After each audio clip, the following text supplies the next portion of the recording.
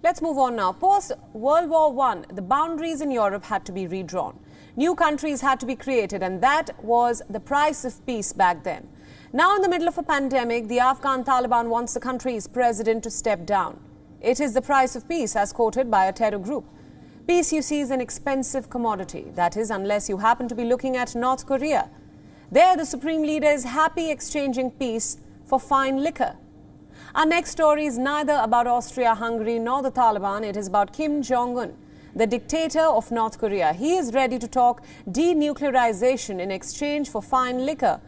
Take a look. North Korean dictator Kim Jong-un is in a fix. His country has been overrun by the pandemic, drowned by floods and overwhelmed by a food crisis. Even after military and emergency reserves were released, Pyongyang found itself 1 million tons short on rice. Misery-stricken, Kim was forced to re-engage with the world.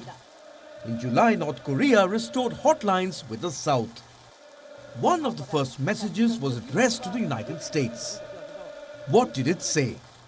North Korea is ready to restart denuclearization talks, but not without conditions.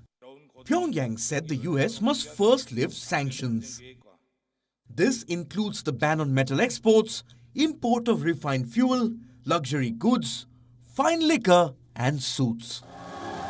We are talking Armani and Bulgari. Who needs luxury in the middle of a crisis? Well, a member of the South Korean Parliamentary Intelligence Committee said, I asked which necessities they want the most, and they said high-class liquors and suits, which included not just for Kim Jong-un's own consumption, but to distribute to Pyongyang's elite. Will the US open the liquor tap to ensure the flow of conversation? Let's get some context here. North Korea has heaps of sanctions imposed on it. Some are by the United Nations Security Council, some by the United States. Then there are also sanctions from Japan and South Korea. The ban on luxury goods was imposed by the UN. Can Washington lobby for its removal? Well, not single-handedly. What it can do is lift its own sanctions on North Korea. America has done that in the past. In 2018, there were talks of denuclearization.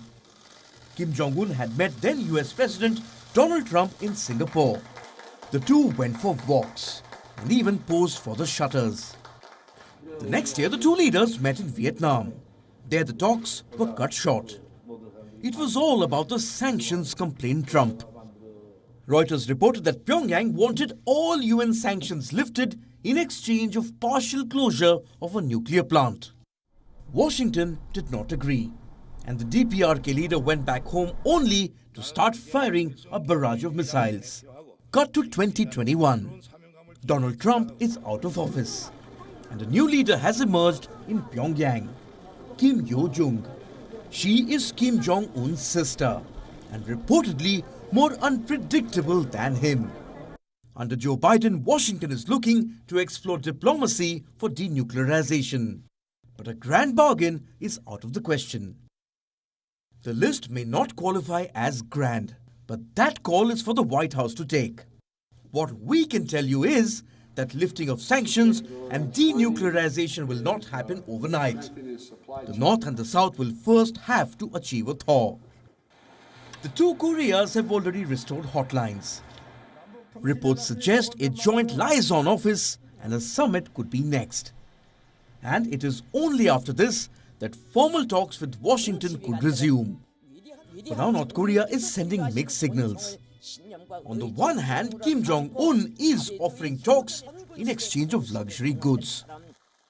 On the other hand, his sister is threatening South Korea. Well, headlines like these won't help Kim Jong-un's cellar. Bureau Report, WION World is One. WION World is One is now available in your country. Download the app now and get all the news updates on the move.